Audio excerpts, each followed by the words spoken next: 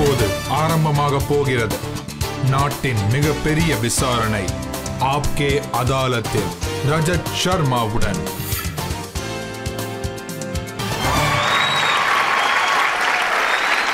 வணக்கம். தேங்க்யூ. ஆப்கி அதாலத்துக்கு உங்களை வரவேற்கிறேன். ஆப்கி அதாலத்தில் இன்று வந்திருக்கக்கூடிய விருந்தினர் ஞானத்தில் சிறந்தவர். இவர் இஸ்லாமை பற்றி ரொம்பவே அத்தாரிட்டேட்டிவாக பேசுவார். ஹிந்து ஸ்கிரிப்சர்ஸை பற்றியும் நல்லா ஸ்ட்ராங்காக பேசக்கூடியவர். இவரோட பேச்சு நீங்கள் எப்பெல்லாம் கேட்குறீங்களோ அப்படியே கேட்டுட்டே இருப்பீங்க. இவரால் ஆடியன்ஸை மெஸ்மரைஸ் பண்ண முடியும். ப்ளீஸ் வெல்கம் கேரளாவின் கவர்னர் ஆரிஃப் முகமது கான்.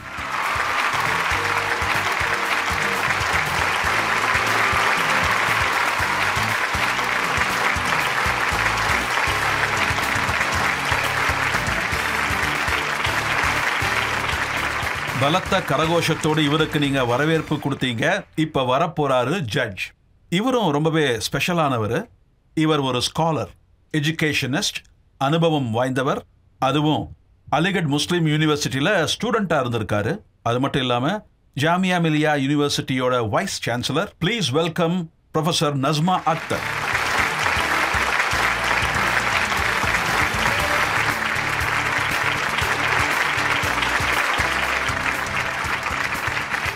ஆப்கி அதாலத்தில் இன்றைய விசாரணையை நாம் ஆரம்பிக்கிறதுக்கு முன்னாடி இன்றைய ஜட்ஜ் ப்ரொஃபஸர் நஸ்மா அக்தர் கிட்ட விசாரணையை ஆரம்பிக்கலாமான்னு கேட்டுக்கலாம். நீங்க ஆரம்பிக்கலாம். முதல் குற்றச்சாட்டை சுமத்துறதுக்கு முன்னாடி, முதல் கேள்வியை கேட்கறதுக்கு முன்னாடி இவருடைய பொலிட்டிக்கல் கேரியர் எப்படிப்பட்டதுன்னு பார்த்துருவோம்.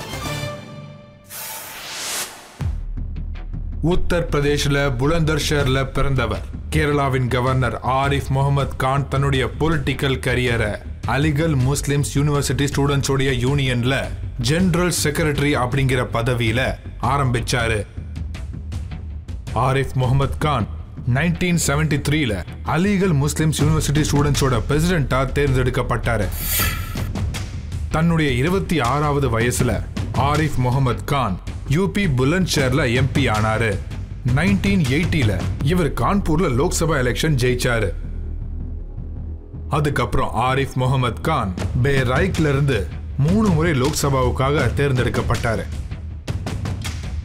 ராஜீவ் காந்தி மற்றும் விபி சிங்கின் அரசாங்கத்துல கேபினெட் மினிஸ்டரா இருந்தாரு. அதுக்கு முன்னாடி ஆரிஃப் முகமது கான் காங்கிரஸ் கவர்மெண்ட்ல ஐஎன்பி, அக்ரிகல்ச்சர், இண்டஸ்ட்ரி அப்புறம் ஹோம் மினிஸ்ட்ரியில மினிஸ்டரா இருந்திருக்காரு. ஆரிஃப் முகமது கான் ஒரு ஸ்காலர், ரைட்டர், மனசுல பட்ட விஷயத்தை தைரியமா சொல்லக்கூடிய ஒரு நபரா இருந்திருக்காரு. லக்னோ யூனிவர்சிட்டியில இருந்து லா கிராஜுவேட் ஆரிஃப் முகமது கான் ஆப்கே அதாலத்துல அவருடைய விவாதத்தை அவரை எடுத்து வைப்பாரு. சரி, இன்றைய விசாரணை ஆரம்பிக்கலாம். ஆப்கி அதாலத்துல முதல் குற்றச்சாட்டு ஆரிஃப் முகமது கான் மீது. ஆப்கே அதாலத்தில் கேரளாவின் கவர்னர் ஆரிஃப் முகமது கான் மீது உள்ள குற்றச்சாட்டு, இவர் இஸ்லாமை பற்றி பிரமையை உருவாக்குகிறார்.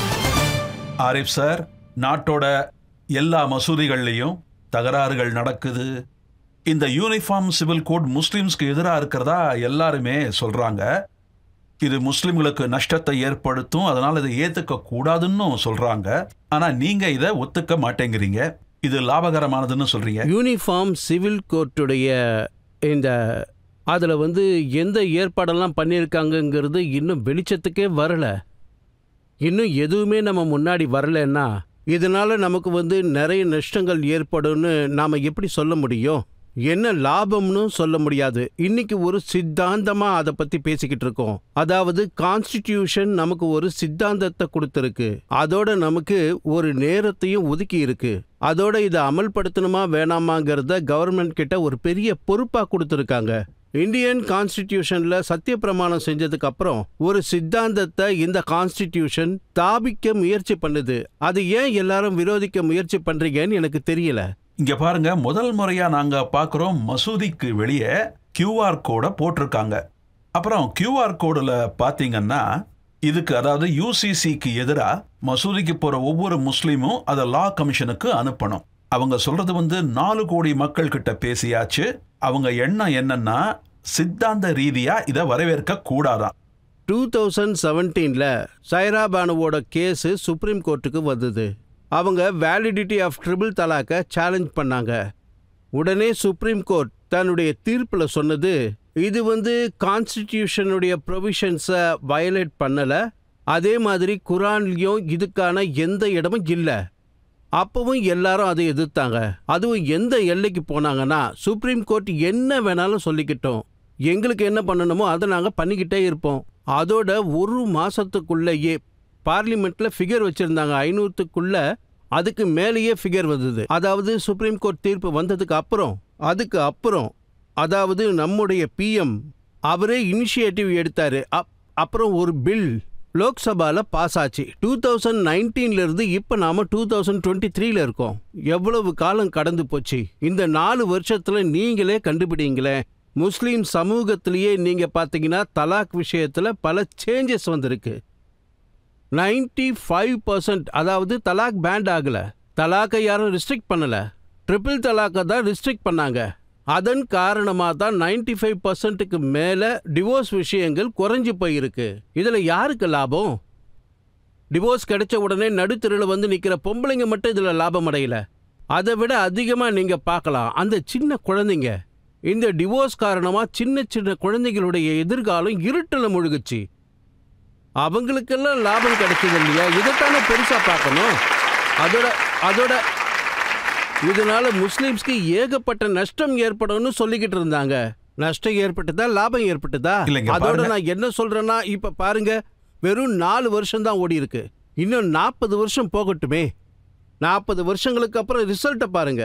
அந்த நேரத்தில் அவங்க நம்ம பிஎம் கடவுளா பார்ப்பாங்க.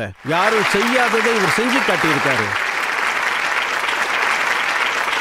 1000 வருஷங்களுக்கு முன்னாடியே இது நடந்திருக்கணும். முஸ்லிம் பெண்கள் பாவம் நரக வேதனைகளை அனுபவிச்சிருக்காங்க. பசங்கள்லாம் பாதிக்கப்பட்டாங்க, தெருவுக்கு வந்தாங்க. ஒரு மாசத்துல 500 டிவோர்ஸ் நடக்கும். இதன் காரணமா எவ்வளவு சின்ன குழந்தைங்களோட வாழ்க்கை இருட்டில் முழுகுச்சு, எத்தனை குடும்பங்கள் சிதறிச்சு. இதை 40 வருஷங்களுக்கு அப்புறம் நீங்க உணர்வீங்க. இது மிகப்பெரிய மாறுதலை காட்டும். இது பெரிய மாற்றத்தை கொண்டு வரும். மக்களும் இதை ஏத்துப்பாங்க. இதை 40 வருஷங்களுக்கு அப்புறம் இருக்கிற மக்கள் கிட்ட விட்டுடுங்க. முஸ்லிம்ஸ்க்கு நஷ்டம் ஏற்படும் இப்ப அவங்க கத்துறாங்க. அப்பவும் கபில் சிபல் சுப்ரீம் கோர்ட்ல ஆர்கியூ பண்ணாரு. இப்பவும் கபில் சிபல் மைதானத்துல இருக்காரு. அவர் சொல்றாரு, அத்தனை வேலையும் இன்க்ளூடிங் யூசிசியும் சேர்த்து அரசியலுக்காக செய்யறாங்களா, ஓட்டுக்காக தான் செய்யறாங்களா. அதே நேரத்தில் யூனிஃபார்ம் சிவில் கோர்ட்னா என்னன்னு அவர் சொல்றாரு. அது பிஎம்க்கு கூட தெரியாதான். ஏன் இது ட்ரிபிள் தலாக் கேஸ்ன்னு அவருக்கு தெரியவே தெரியாதா? கபில் சிபல் சார் அவர் எப்ப முஸ்லீம்கள் சார்பாக தான் அவர் பேசுறதுக்கு வந்தாரு. அதோட அவர் ட்ரிபிள் தலாக் விஷயத்துல வாதம் வச்சாரு. ட்ரிபிள் தலாக் இருக்கணும்னு சொன்னாரு. இதுல எல்லாம் கோர்ட்டு தலையிடக்கூடாதுன்னு வேற அவர் சொன்னாரு. எந்த வார்த்தையோட அவர் ஆரம்பிச்சாரு தெரியுமா? அதை வச்சே நான் சொல்றேன். இந்த ட்ரிபிள் தலாக் பெண்களுக்கு அவமானபூர்வமானது, அநியாயமானது கூட, எக்ஸெட்ரா எக்ஸெட்ரா. அதுக்கு அப்புறம் அவர் வாதத்தை வைக்கிறாரு. இன்னும் ஏகப்பட்ட விஷயங்கள் இங்க அநியாயமா நடக்குது. இன்னும் ஏகப்பட்ட விஷயங்கள் அது பெண்களுக்காக நல்லது கிடையாது. அப்புறம் இதை மட்டும் ஏன் நீங்க அழிக்க நினைக்கிறீங்கன்னு கேட்கிறாரு. அதாவது எல்லா விஷயமும் உங்களுக்கு தெரியுது. அதாவது ட்ரிபிள் தலாக் பெண்களுக்கு அவமானம்னு சொன்னா இது அநியாயம்னு உங்களுக்கு தெரியுதுன்னா, அவ்வளவு விஷயங்கள் தெரிஞ்சதுக்கு அப்புறமும் இவர் ட்ரிபிள் தலாக்குக்கு விவாதம் பண்றாரு. அப்போ இது அரசியல் இல்லையா? இதுதான் அரசியலா? அவரே இதுக்கு பதில் சொல்லட்டும். முதல்ல யூனிஃபார்ம் சிவில் கோட்னா எல்லாருக்கும் என்னென்ன தெரிஞ்சாகணும் இல்லையா? அதுல என்னென்ன ப்ரொவிஷன் இருக்கு, இதெல்லாம் மக்களுக்கு தெரியாதனால ஒவ்வொருத்தரும் ஒவ்வொரு மாதிரி பேசிக்கிட்டு இருக்காங்க. Badruddin Ajmal sir member of பார்லிமெண்டா இருக்காரு, அஸ்ஸாமோட பெரிய லீடர். ஒரு தடவை யூனிஃபார்ம் சிவில் கோட் அமலுக்கு வந்ததுன்னா நான் புடவை கட்ட ஆரம்பிச்சிடுவேன். 5 வருஷத்துக்கு தாடியை வளர்ப்பேன். 5 வருஷத்துக்கு அப்புறம் தாடியை எடுத்துடுவேன். 5 வருஷம் நான் மாமிசம் சாப்பிடுவேன். 5 வருஷம் நான் சாப்பிட மாட்டேன். இந்த பாருங்க, இந்த கேள்விக்கு நான் பதில் சொல்ல வேண்டிய அவசியமே இல்லை. பதில் இங்க இருந்து வந்தாச்சு. இந்த விஷயத்தெல்லாம் எடுக்காதீங்க. நமக்கு எதுக்கு இந்த விஷயம்? எதுக்காக இது விஷயமா என்ன கமெண்ட் கொடுக்க? ஒரு மௌலானா என்ன சொல்றாருன்னா, யூசிசி வந்ததுன்னா முஸ்லிம்ஸ்க்கு நிக்காலாம் நடக்காதான், அவங்களும் அக்னியை 7 தரம் வலம் வருவாங்களாம். ஏன்பா பிரதர், என்னோட அருமை பிரதர், கேரளால இருக்கிற ஹிந்துஸ் கூட 7 தடவை வலம் வர மாட்டேங்கிறாங்க. யூனிஃபார்ம் ஹிந்து கோர்ட் வில் அமலுக்கு வந்தோம். ஒரு சட்டம்னு வந்ததுக்கு அப்புறமும் நம்ம சிக் பிரதர்ஸும் அந்த சட்டத்துக்குள்ளதான் அடங்குறாங்க. ஆனா அவங்க நேரா குருத்வாராக்கு போறாங்க, அங்கதான் அவங்க கல்யாணம் நடக்குது. நம்ம ஜெயின் பிரதர்ஸ் அவங்களுக்குன்னு ஒரு ஸ்டைல் இருக்கு. இங்க பாருங்க, ஒரு விஷயத்தை நான் தெளிவுபடுத்துறேன். இன்னைக்கு கவர்மெண்டா இருக்கட்டும் இல்ல வேற கவர்மெண்டா இருக்கட்டும், 1000 சட்டங்கள் வரட்டும் இல்ல 1000 அரசாங்கங்கள் வந்து போகட்டும், நம்ம இந்தியாவுடைய கலாச்சாரம் ஏகம் சத் விப்ரா பகுதா வதந்தி. பகுதாவின் கலாச்சாரம் தான் இந்தியாவின் கலாச்சாரம். நாம பகுதாவை நாம ஒன்றும் அதை பொறுத்துக்கல. நாம டைவர்சிட்டிய பகுதாவை நாம அதை கொண்டாடி மகிழறோம். நாம அதை போற்றி புகழறோம். भारतेषु स्त्रिया पुरुषो नाना वर्णा प्रकृतिते नाना देव अर्चने युक्ता नाना कर्माणि कुर्वते. பாரதத்தின் பெண்மணிகள், பாரதத்தின் ஆண்கள், அவங்களோட தோல் நிறம் எல்லாம் வெவ்வேறு. அவங்க வெவ்வேறு கடவுள்களையும் வணங்குறாங்க. அவங்களுடைய வழிபாடுகள் வெவ்வேறு. உலகத்தின் எந்த சக்தியும், அரசியலை விடுங்க, இந்தியாவின் பன்முகத்தன்மையை யாராலையும் அழிக்க முடியாது. இந்த கலாச்சாரம், இந்த உலகம், மொத்த உலகத்திலையும் பன்முகத்தன்மை மாறிக்கிட்டே வருது. இதை 150 வருஷத்துல பார்க்கலாம். இந்தியா தன்னுடைய கலாச்சார பயணத்தை இப்போ தொடங்கி இருக்கு. டைவர்சிட்டியை அவங்க மதிக்கிறாங்க. அதை அவங்க மதிக்க மட்டும் செய்யல, அதை அவங்க மரியாதையோட ஏத்துக்கிறாங்க. ஏகம் சத் விப்ரா பகுதா வதந்தி. வெறும் இவ்வளவு மட்டும் இல்ல, ஆகாஷாத் பதிதம் தோயம் யதா கச்சதி சாகரம் சர்வதேவா நமஸ்காரா கேசவம் பிட்டி கச்சதி. நீ கடவுளுக்கு எந்த பேர் வேணாலும் வச்சுக்கோ, எப்படி வேணாலும் பூஜையை செய், எல்லாம் ஒரே இடத்துக்கு போய் சேரும். ஆனா அவனுக்கு உன்னால பேர் வைக்க முடியாது. எந்த பேர்ல வேணாலும் கும்பிடுங்க. இந்த நாடு பன்முகத்தன்மையை சந்தோஷமா கொண்டாடுது. இந்த கலாச்சாரமாவே இருக்காது. அதனால பன்முகத்தன்மைக்கு பாதிப்பு ஏற்படக்கூடாது. இந்த யூசிசியை எல்லாரும் தன்னோட கண்ணோட்டத்துல பாக்குறாங்க. ஜிமித்தி உல்மா ஹிந்த் பிரசிடென்ட் மௌலா அர்ஷத் மக்னி அவர் சொல்றாரு, நாங்க 4 கல்யாணம் பண்ணிக்கலாம், யூசிசி வந்தா இந்த அதிகாரம் பறிபோயிடும். நாங்க முஸ்லிம்ஸ் 80 வயசுலயும் நாங்க ஸ்ட்ராங்கா இருப்போம். ஆனா பெண்கள் 30 வயசுலயே யூஸ்லெஸ் ஆகுறாங்க. வேண்டாங்க, ரொம்ப அசிங்கமா இருக்கு. கை தட்டாதீங்க, சிரிக்கவும் செய்யாதீங்க. இதை கேட்க வருத்தமா தான் இருக்கு. ஆமாங்க, இதெல்லாம் ஒரு பாஷையா? இவருடைய பேச்சுக்கு வருத்தத்தை மட்டும்தான் தெரிவிக்கணும். அதாவது வயசான ஒருத்தர் இந்த பாஷையை பயன்படுத்தலாமா? அதோட அவர் இந்த 4 கல்யாணத்தை பற்றியும் பேசுகிறாரு. நீங்கள் குரானை எடுத்து படிங்க. சூரை நிஷா செக்ஷன் 3 இல்லை 4, அனாதை குழந்தைகளுக்கு, விதவைகளுக்கு, அதில் பார்த்தீங்கன்னா அனாதை பெண்களை பற்றி வர்ணித்து அதில் எழுதப்பட்டிருக்கு. ஒரு காலத்தில் ஒரு போர் நடந்தது. அது முடிஞ்ச உடனே ஆண்களின் எண்ணிக்கை குறைஞ்சு போயிடுச்சு. அப்ப நிறைய விதவைகள் இருந்தாங்க. ஜெர்மனி கேஸை தான் உங்க முன்னாடி வைக்கிறேன். வேர்ல்டு வாருக்கு அப்புறம் நடந்தது. அப்ப அவங்க பெண்கள் கிட்ட சொன்னாங்க, எவ்வளவு வேணா குழந்தைகளை பெத்துக்கோங்க, நாங்க ஆட்சேபிக்க மாட்டோம். யார் அதிகமா குழந்தைய பெத்துக்கிறாங்களோ அவங்களுக்கு நாங்க அரசு மரியாதையை கொடுப்போம். இது ஏன் ஆச்சுன்னா அப்ப நிலைமை அப்படி இருந்தது. அப்ப ஆண்களின் பாப்புலேஷன் குறைஞ்சிடுச்சு. இதே மாதிரி தான் அஹோத்பூருக்கு அப்புறம் ஒரு பெரிய அழிவு ஏற்பட்டது. அப்பவும் அனுமதிக்கப்பட்டாங்க. ஆனா எந்த சந்தர்ப்பத்தில் அனுமதிச்சாங்க? விதவை பெண்களுக்காகவும் அனாதை குழந்தைகள் ஆதரிக்கப்படணுங்கிறதுக்காகவும் தான் இதை கொண்டு வந்தாங்க. ஆனா என்ன சொல்லப்பட்டது? நீங்க தாராளமா பண்ணிக்கலாம், ஆனா ஒரு கண்டிஷன் இருக்கு. நீங்க அவங்களுக்கு நியாயத்தை வழங்கணும், நீதியை வழங்கணும். குரான்ல இருக்கிற அந்த சாப்டரை படிச்சுக்கிட்டே வந்தா உங்களுக்கு தெரியும். இந்த மனிதர்களால் கண்டிப்பாக இதை செய்ய முடியாது. அவனால மனைவிகளுக்கு நியாயத்தை வழங்க முடியாது. இதுல என்ன தெரியுது? நல்லா கவனிக்கணும்னா அவங்க அட்வைஸ் பண்றாங்க, இத பாருப்பா, நிலைமை கொஞ்சம் மோசமா இருக்கிறதுனால உன்னை நாங்க அனுமதிக்கிறோம். ஆனா நிச்சயமா இதுக்கு தகுதியானவன் நீ கிடையாது. நியாயம் வழங்கப்படணும்னு தான் உன்னை அனுமதிக்கிறாங்க. ஆனா கண்டிப்பா உன்னால இது முடியாதுன்னு எங்களுக்கு தெரியும். இதுக்கு அப்புறமும் ஒரு விஷயம் இருக்கு. அது 100ல தெளிவா எழுதப்பட்டிருக்கு. நீ ஒரு பெண்ணை கல்யாணம் பண்ணிக்கிறன்னா ஏற்கனவே அவளுக்கு கல்யாணம் ஆகாம இருக்கணும். நானும் இதை கேட்டேனே, நானும் கேட்டேன். இந்த இன்ஸ்ட்ரக்ஷன்ஸ் அதாவது இந்த விஷயமா பேசுகிறீங்களே, இந்த விஷயத்தை கற்றுக் கொடுக்குறவங்கள பற்றி கேட்டேன். இந்த இன்ஸ்ட்ரக்ஷன்ஸ் சில ஆண்களுக்கு தானா, அதாவது கல்யாணம் ஆகாத பெண்களை தான் அவங்க கல்யாணம் பண்ணிக்கணுமா, இல்லை இந்த இன்ஸ்ட்ரக்ஷன் பெண்களுக்கும் இருக்கா? அதாவது கல்யாணம் ஆகாத ஆண்களை தான் கல்யாணம் பண்ணிக்கணுமா? அதுக்கு அவங்க சொன்னாங்க, தார்மீக ரீதியாக இது 2 பேருக்கும் பொருந்தும். சரி, தார்மீக ரீதியாக 2 பேருக்கும் இது பொருந்தும்னா அப்போ 4 கல்யாணத்துக்கான அதிகாரம் யார் கொடுத்தது? ஆனால் அதிகாரமே கிடையாது. ஆனால் முஸ்லிம்ஸ் 4 கல்யாணம் பண்ணிக்கலாம்னு சொல்கிறாங்க. அனுமதி இருக்கு. இந்த அனுமதியில் சில தவிர்க்க முடியாத நிலையில் பண்ணிக்கலாம். எமர்ஜென்சி நேரத்தில், அதாவது அவசர நிலையில் பல விஷயங்கள் பண்ண அனுமதிக்கப்படுவாங்க. ஆனால் கண்டிஷன் நார்மலாக இருக்கும்போது இதுக்கெல்லாம் அனுமதி கிடையாது, பர்மிஷனே கிடையாது. ஆனால் ஒவைசி சார் இருக்கார் இல்லையா, அவரு வேற மாதிரி இல்லை சொல்றாரு. எவன் பண்ணிப்பான்? ஒன்றை கட்டிக்கிட்டே எங்களால் ஒன்றும் பண்ண முடியல, 2-3 எது கட்டிக்கிறது? அதுவா? இந்த 4 கல்யாணம் பண்ணிக்கலான்னு சொல்கிறாங்களே, அவங்க கிட்ட போய் இந்த விஷயத்த சொல்லுங்க. உண்மையான பிரச்சனை என்னன்னா அதை நான் சொல்கிறேன். அதாவது டிவோர்ஸ் அலோடு தான். முத்தலாக் அதிகாரத்தை எடுத்தாங்க, பயம் குறைஞ்சிது. நீங்கள் பண்ணலைன்னே வச்சுக்கோங்க, நீங்கள் அந்த அதிகாரத்தை எதுக்காக வச்சுக்க விரும்புகிறீங்க? ஏன்னா அந்த பொண்ணு தலைமையில கத்தி தொங்கிக்கிட்டே இருக்கணும்னு விரும்புகிறீங்க. அப்போ தான் அவளை அடிக்கடி பயமுறுத்தி நடுங்க வச்சுக்கிட்டே இருக்கலாம். நீ ஒழுங்காக நடந்துக்கலைன்னா, அதாவது எப்படி சொல்கிறது, ஏன் இஷ்டப்படி எதுவும் இங்கே நடக்கலைன்னா என்னால் இன்னொரு கல்யாணம் பண்ணிக்க முடியும். அவங்க இன்னொரு விஷயமும் சொல்றாங்க, இந்த ஹலாலோட ப்ரொவிஷன் இருக்குல்ல, அது பெண்களுக்கு மரியாதை கொடுக்குதான். அதோட தலாக் கொடுக்க அவங்க பயப்படணும். இதை பாருங்க, நான் எனக்கு தெரிஞ்சு ஆப்கே அதாலத்தில் உங்ககிட்ட நான் மன்னிப்பு கேட்கறது நல்லது. ஏன்னா இந்த விஷயத்தில் நான் எதுவும் பேச விரும்பலை.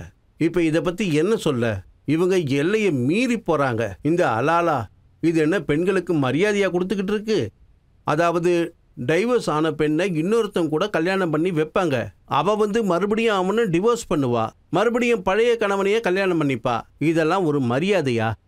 அவங்க சொன்னதை கேளுங்க, ஒரு பொண்ணுக்கு ஹலாலா நடந்தா அந்த பொண்ணை டிவோர்ஸ் பண்ண அவங்களுக்கு தைரியம் வராது. நான் என்ன சொல்றேன், தலாக் கொடுக்கலான்னு குரான்லயே நேரடியாக எழுதப்பட்டிருக்கு இல்லையா? உங்களுக்கு 3 மாதம் டைம் கொடுக்குறாங்க இல்லையா? முதல் ஸ்டெப் புரிய வைங்க, அடுத்த ஸ்டெப் இன்னும் கடுமையாக புரிய வைங்க, 3வது ஸ்டெப்பு தான் 2 பக்கத்தில் இருந்து பெரியவங்க உட்காரணும், அவங்க மத்தியஸ்தம் பண்ணி வைக்கணும். இதெல்லாம் ஃபெயில் ஆயிடுச்சுன்னா அப்போ தலாக் போங்க. ஆனால் தலாக் கொடுத்ததுக்கு அப்புறம் 3 மாதம் நீங்கள் ஒன்றா தான் வாழ்ந்தாகணும். குரானில் இதெல்லாம் தெளிவாக எழுதப்பட்டிருக்கே. அதோட இந்த 3 மாதத்தில் உடல் ரீதியாக நீங்கள் ஒன்று சேர்ந்துட்டிங்கன்னா அல்லது அப்படியே சமாதானம் ஆயிட்டீங்கன்னா தலாக் அப்படியே கேன்சல் ஆகிடும். 3 மாதம் முடிஞ்சதுக்கு அப்புறமாவும் நீங்கள் பிரிஞ்சிட்டாலும் மறுபடியும் நிக்கா பண்ணிக்கலாம். இப்போது குரான்லேயே இதெல்லாம் தெளிவாக எழுதப்பட்டிருக்கும் போது எதுக்கு தலாக் கொடுக்குறீங்க? இந்த ஹலாலாலாம் அப்போ தேவைப்பட்டது. உதாரணத்துக்கு சாம்பாரில் உப்பு அதிகமாக போட்டுட்டான்னு டைவர்ஸ் கொடுத்துருவீங்க, அப்புறமா உட்காந்து அழுதுகிட்டு இருப்பீங்க. நான் டிவோர்ஸ் கொடுக்க விரும்பலை, நான் திட்டுறதா தான் இருந்தேன். இந்த மாதிரி நிறைய கேஸ் இருக்குது. அதனால் எந்த ஒரு சட்டத்தையும் இஸ்லாமியர்களுக்குன்னு உறுதிப்படுத்த முடியாது. அவங்களால குரானை அவமதிக்க முடியுமா? இந்த ட்ரிபிள் தலாக்கை பற்றி குரானில் எதுவுமே எழுதப்படலை, ஆனால் இது நடைமுறையில் இருந்துக்கிட்டு தான் இருக்குது. ஆனால் இந்த நியமன சட்டம் இருக்கே, அது கான்ஸ்டிடியூஷனை விட உயர்ந்ததான். கோவாவில் யூனிஃபார்ம் சிவில் கோடு இருக்குது. அங்கே முஸ்லீம்ஸை பாருங்கள். அதாவது அங்கே யூனிஃபார்ம் சிவில் கோடில் சொல்லியிருக்கா என்ன, நீ நிக்கா பண்ணாத அக்னியை வலம் வான்னு, நீ உங்கள் பணத்தை புதைக்கக்கூடாது, எரிக்கணும்னு நான் சொல்கிறாங்க. ஹிந்துஸில் தான் அந்த பழக்க வழக்கம் இருக்குது.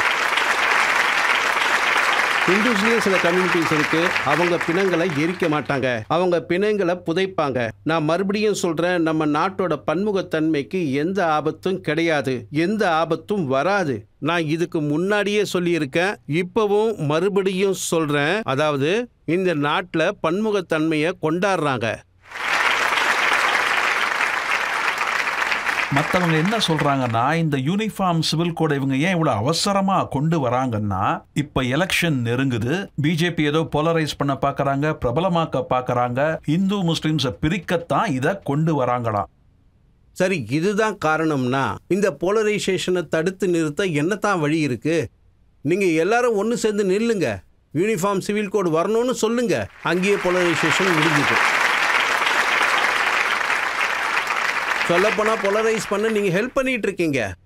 அதாவது உங்களுக்கு போலரைசேஷனில் இன்ட்ரெஸ்ட் கிடையாது, எங்களுடைய வாழும் விதமே வேறேன்னு நீங்கள் சொல்லிக்கிறீங்க. அட இந்த போலரைசேஷன் பற்றி யார் பேசிக்கிறாங்க? இது ரொம்ப ஈஸியான ஒரு வேலை. இவங்க வந்து போலரைசேஷன் பண்ண முயற்சிக்கிறாங்கன்னு நீங்கள் சொல்கிறீங்கன்னா அதை தடுத்து நிறுத்துறது ரொம்ப ஈஸியாச்சே. நீங்கள் கவர்மெண்ட்டுக்கு முன்னாடி வந்து நின்றுடுங்க.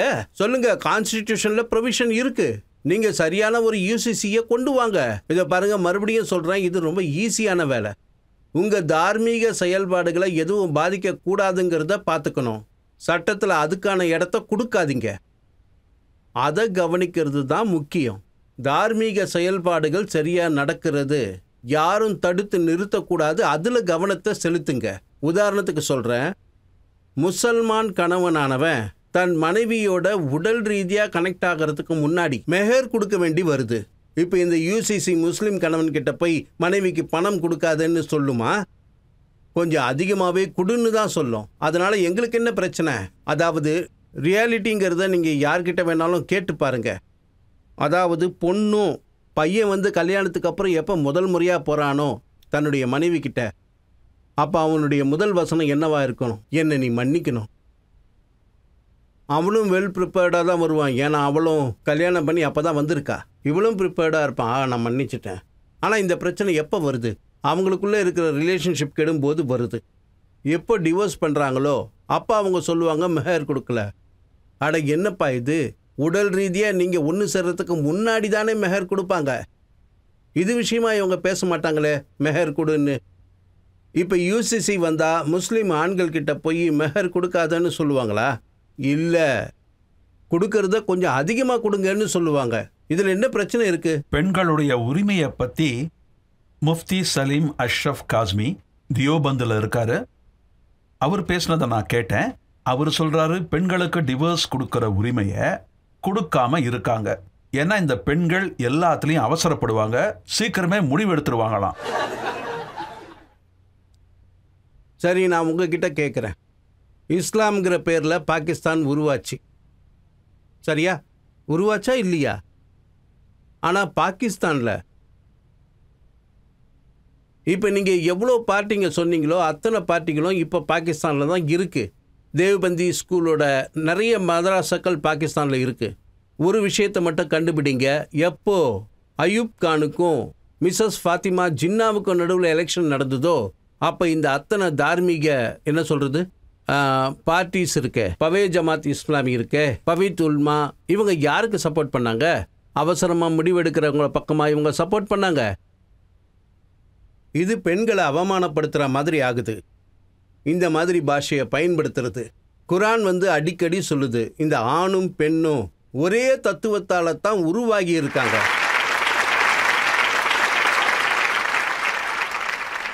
பெண்கள் வந்து ரொம்ப மென்மையானவங்க. அவங்க கிட்ட நாம மென்மையாத்தான் நடந்துக்கணும். அவங்க எளிதில் உணர்ச்சி வசப்படுவாங்க. ஒரு மனிதனை நீங்க அவமானப்படுத்தி பேசினாலும் அவன் வந்து அதை வந்து அவ்வளோ பெருசாக அவன் எடுத்துக்க மாட்டான். ஆனால் ஒரு பெண்ணை நீங்கள் அவமானப்படுத்தி பேசிட்டீங்கன்னா அவள் உண்மையிலேயே ரொம்ப மென்மையானவங்க. அவங்க சீக்கிரமே பாதிக்கப்பட்டு வருத்தப்படுவாங்க. அவங்க ஒரு கண்ணாடியை போல, ஒரு கண்ணாடியை பாதுகாக்கிற மாதிரி அவங்கள நாம் பாதுகாக்கணும், அவங்கள சமாளித்து வச்சுக்கணும். இவ்வளவு விஷயங்கள் இருந்தும் அவங்க இந்த மாதிரி பேசினா அதுக்கு என்ன நாம பதில் சொல்றது? பப்ளிக் உங்ககிட்ட சில கேள்விகளை கேட்க போறாங்க. கேரளாவோட சிஎம் என்ன சொல்றாருன்னா, government one nation one culture கொண்டு வர போறாங்களா? சார், நீங்க கேரளாவோட கவர்னர், இதை பத்தி நீங்க என்ன சொல்றீங்க? இது விஷயமா நான் ஏற்கனவே சொல்லியாச்சு. நீங்க இந்த மாதிரி சட்டங்கள் பல நம்ம நாட்டுக்குள்ள தாராளமா கொண்டு வாங்க. அப்புறம் 1000 வருஷங்கள் காத்துக்கிட்டு இருங்க. நாம இங்க வந்து ஒன் நேஷன், அப்புறம் ஒன் கல்ச்சர், கஸ்டம்ஸ், ரிச்சுவல்ஸ், பழக்கங்கள், கலாச்சாரங்கள், பழக்க வழக்கங்கள், ப்ராக்டிசஸ் எதை கொண்டு வந்தாலும் எல்லாம் இங்கே ஃபெயில் ஆகிடும். எதுவும் வேலைக்காகாது. இந்த நாட்டை பற்றி நல்லா தெரிஞ்சுக்கணும். உதாரணத்துக்கு சொல்கிறேன், ஒரு குடும்பத்தில் ஒரே அம்மா அப்பாவுக்கு பிறந்த குழந்தைகள் ரெண்டு சிஸ்டர்ஸ். ஒருத்தி சனிக்கிழமை விரதம் இருப்பா, இன்னொருத்தி திங்கக்கிழமை தான் விரதம் இருப்பா. அதுக்காக சண்டை போடுவீங்களா என்ன? ஒரு பிரதர் ஹனுமான் கோவிலுக்கு போவான், இன்னொரு பிரதர் சிவன் கோவிலுக்கு போவான். யார் தடுப்பீங்க? இங்கே என்ன ஒரு கல்ச்சராக இருக்குது? சுவாமி விவேகானந்தர் என்ன சொன்னார்? இந்த நாட்டில் இருந்து வர்றதுக்காக நான் ரொம்பவே பெருமைப்படுறேன்னு சொன்னார். रुचिनाम वैचित्रिया दिर्जु कुटिल नानापज्यशाम निर्णाम एको गम्यस्त्वंसी पैसा मण्णवीर. எப்படி இந்த நதிகள் குளங்களுக்கு தனக்குன்னு ஒரு குணம் இருக்கோ, ஏன்னா கடைசியில் எல்லாமே போய் கடலில் தான் கலக்குது. அதே மாதிரி இங்கே நாம் மனிதர்கள் நம்மளுடைய வளர்ச்சிக்கு தகுந்த மாதிரி நம்ம வழிகளை தேர்ந்தெடுத்து நடக்கிறோம். ஆனால் கடைசியில் ஒரே இடத்துல சேர்றோம். இப்போதான் எனக்கு ஞாபகம் வருது. ஆமாம், குரானில் இந்த வார்த்தைகளை நான் படிச்சிருக்கேன். இப்போதான் எனக்கு ஞாபகம் வருது. குல் குல்லுன் யாமலு அலா ஷாக்கிலதி. ஹுசூர் சசலம் கிட்ட சொல்றாங்க, நீங்க அறிவிச்சிடுங்க, ஒவ்வொரு மனிதனும் எந்த காரியத்துக்காக அவன் படைக்கப்பட்டானோ அந்த காரியத்தை அவன் செய்யணும். பிற்கிருத்தி யாங்கி பூதானி மகாபாரதத்தில் வருது. எந்த கலாச்சாரத்தில் பிறக்கிறானோ அந்த காரியத்தை தான் அவன் பண்ணுவான். இந்த மனிதர்களுக்கு நடுவில் ஒருமைப்பாட்டை உங்களால் கொண்டு வர முடியாது. ஒரே அம்மா அப்பாவுக்கு பிறந்த 2 குழந்தைகளுக்கு நடுவிலேயே கொண்டு வர முடியாது. நம்ம முகங்கள் வெவ்வேறு மாதிரி இருக்கு, நம்மோட சாப்பாடு சுவை வெவ்வேறு மாதிரி இருக்கு. ஒரே குடும்பத்தில் சிலருக்கு பாஜிரி, ஆமாம் எனக்கு பாஜிரி பிடிக்கும், சில பேருக்கு கோதுமை ரொட்டினா தான் பிடிக்கும், சில பேர் சப்பாத்தி சாப்பிட மாட்டான், ரைஸ் சாப்பிடுவான். நான் மறுபடியும் சொல்கிறேன், நம்முடைய இந்திய கலாச்சாரம்ங்கிறது ரொம்ப ரொம்ப ரொம்ப பழமையான ஒரு விஷயம். நம்முடைய இந்த கல்ச்சரை அடுத்த கல்ச்சரோட ஒப்பிட்டு பார்க்க கூடாது. அதுக்கு என்ன காரணம்னா, அங்கெல்லாம் நீங்கள் பார்த்தீங்கன்னா பன்முகத்தன்மைகளை அவங்க அவ்வளவு சுலபத்தில் ஏற்றுக்க மாட்டாங்க.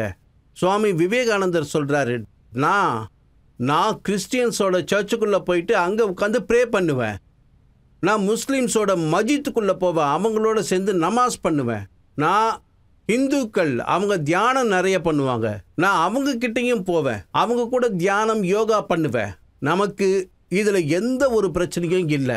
இது எல்லாமே வழிபாட்டு முறைகள். அதோட யாரை நாம வர்ஷிப் பண்ணுறோமோ அவனுக்கு எந்த ஒரு பேரும் கொடுக்க முடியாது. நீங்க ரொம்ப அற்புதமா சொன்னீங்க. காலத்தின் போக்கோட மாற்றங்கள் வரத்தான் நான் செய்யும். உங்களுக்கு ஹக்கீம் சொன்ன பழைய விஷயத்தையே சொல்கிறேன். இல்லை இப்போ தானே நீங்கள் சொன்னீங்க நான் குழப்பி விடுறேன்னு.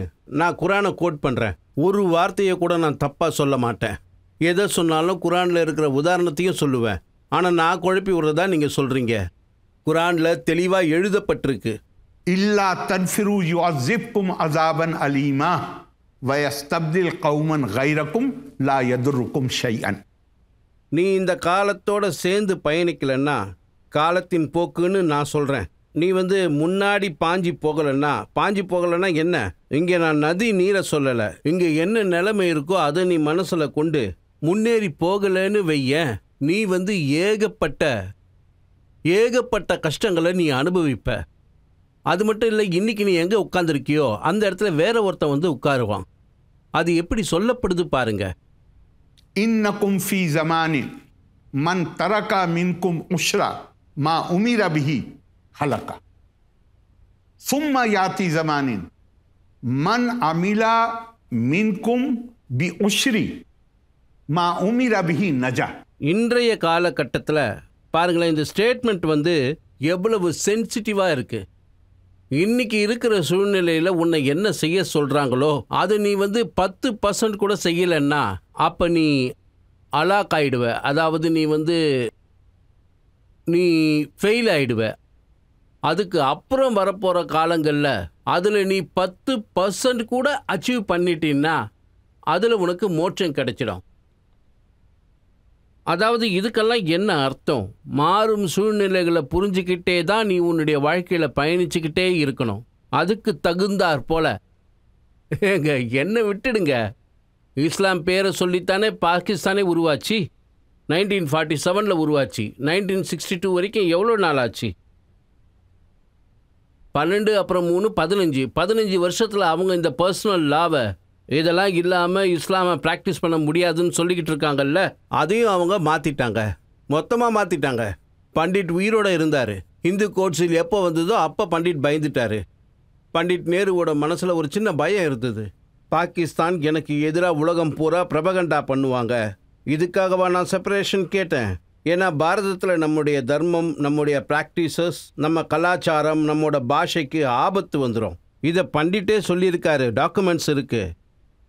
ஆனால் பண்டிட்டுடைய வாழ்க்கையிலேயே இதே பாகிஸ்தான் 1962 ட்ரிபிள் தலாக்கை பேன் பண்ணாங்க.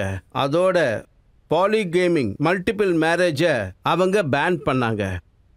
அதாவது பாகிஸ்தான் பண்ண முடியுது, ஆனால் நம்ம தர்மம் வினோதமானது, நம்மால் இது முடியாது, நாங்கள் முன்னேறி போக மாட்டோம். சரிங்க சார், நாம ஒரு சின்ன பிரேக் எடுத்துக்கலாம். இந்த சின்ன பிரேக்குக்கு அப்புறம் ஆப்கி அதாலத்தில் குற்றச்சாட்டுகள் தொடரும். வெயிட் பண்ணுங்க.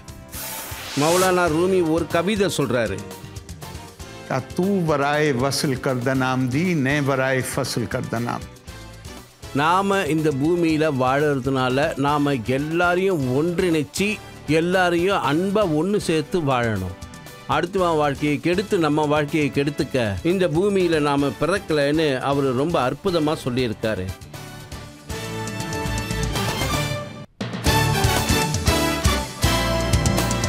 Welcome back. ஆப்கி அதாலத்தில் நம்ம விருந்தினர் கேரளாவோட கவர்னர் ஆரிஃப் முகமது கான். ஆப்கி அதாலத்தில் அடுத்த குற்றச்சாட்டு. ஆப்கே அதாலத்தில் கேரளாவின் கவர்னர் ஆரிஃப் முகமது கான் மீதுள்ள குற்றச்சாட்டு, இவர் இஸ்லாமியர்களின் உணர்வுகளை காயப்படுத்துகிறார். ஆரிஃப் சார், நிறைய பேர் சொல்றாங்க, மௌலானா இருக்காங்க, உலேமா இருக்காங்க, அவங்க எல்லாரும் சொல்றாங்க முஸ்லீம் சமுதாயத்தை பார்த்து சில பேர் குறை சொல்றாங்க, சிஐஏவை பத்தி பேசுறாங்க, யூசிசியை பத்தி பேசுறாங்க. இதை நாங்க எதிர்த்தா உடனே ஆரிஃப் சார் வந்து அங்க நின்னுடுறாரு. எப்ப சித்திரவதன் வருதோ நான் உங்களுக்கு கோட் பண்றேன். யூபியில ஏஐஎம்எம்மோட தலைவர் ஷவுகத் அலி அவர் சொல்றாரு, தீர்ப்புங்கிற பேர்ல முஸ்லீம்ஸை அடிக்கிறாங்க, முஸ்லிம்கள் வாழற இடத்துல பேங்க் ஏடிஎம் பிளாக் லிஸ்ட் பண்றாங்க, தொப்பி தாடிய குறி வைக்கிறாங்க, அப்துல்லா யாராவது தாக்கினா ஆரிஃப் சார் எதுவும் சொல்றதில்லை. இந்த இடத்துல நீங்கள் தான் முடிவெடுத்தாகணும். அதாவது எந்த நேரத்தில் எப்படி பேசணும், எதை பேசணும். நான் ப்ரெஸ்ஸில் பேசணுங்கிற அவசியம் கிடையாது. சாதாரண முஸ்லீம்ஸ் எல்லாம் பேச ஆரம்பிக்கிறாங்க. கேரளா ஸ்டோரி வந்தது, அது வந்து எங்களை டார்கெட் பண்ணுறதா நினைக்கிறாங்க, அவங்கள தாக்கிறதுக்காகவே அது வந்து தான். கேரளாவுடைய சுச்சுவேஷனே வேற. கேரளாவில் யாரும் எங்களை பிரித்து பார்க்கறதில்ல. அதாவது இது இந்து பாஷை, இது முஸ்லீம்களோட பாஷைன்னு யாரும் சொல்கிறது கிடையாது. இது முஸ்லீம் கல்ச்சர், இது ஹிந்து கல்ச்சர்னு யாரும் சொல்கிறதில்ல. இது முஸ்லீம் சாப்பாடு, இது ஹிந்து சாப்பாடுன்னு. ஒரே மாதிரியாக கேஸ் இருக்குது, ஒரே மாதிரியாக சாப்பாடு இருக்குது, ஒரே பாஷையை பேசுகிறாங்க. அங்கே நிலவரமே ரொம்ப அருமையாக இருக்குது. அந்த நிலவரத்தை கெடுக்கத்தான் சொல்லப்போனால் பல பேர் முயற்சி பண்ணிக்கிட்டு இருக்காங்க, தொடர்ந்து முயற்சி பண்ணிக்கிட்டு இருக்காங்க பல வருஷங்களா. உங்களுக்கு தெரியும், சில வருஷங்களுக்கு முன்னாடி ஒரு கிறிஸ்டியன் ப்ரொஃபஸரோட 2 கையும் வெட்டப்பட்டது. இந்த மாதிரி சம்பவங்கள் நடந்தால் அதை கவனிச்சு தான் ஆகணும். எந்த ஒரு அப்பாவியும், அதாவது தப்பு பண்ணாதவன் எக்காரணத்து முன்னிட்டும் சாகக்கூடாது. சரி, அப்படியே தப்பு பண்ணி இருந்தாலும் அவன் மேலே ஆக்ஷன் எடுக்கிற அதிகாரம் அத்தாரிட்டிஸ்க்கு மட்டும்தான் இருக்குது, பிரைவேட் இண்டிவிஜுவலுக்கு கிடையாது. இதெல்லாம் நாம் கவனத்தில் செலுத்தி ஆகணும். ஆனால் இதை விட பெரிய கவலை அது என்னன்னா, நாம் பப்ளிக்கில், அதாவது 1947 நம்ம நாடு பிரிஞ்சுது. இன்னும் சொல்லப்போனால் நாம் அதை இன்னும் முழுசாக மறக்கலை. ஒரு ஆழமான காயம் மனசில் இருக்குது. இந்த காயத்தை ஆத்துறதுக்கான வழியை நாம் தேடியாகணும்.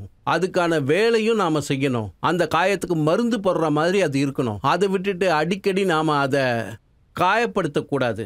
நம்ம பேச்சு அந்த காயத்தை அதிகமாக்கக்கூடாது. இவங்க 1987 என்ன பண்ணாங்க?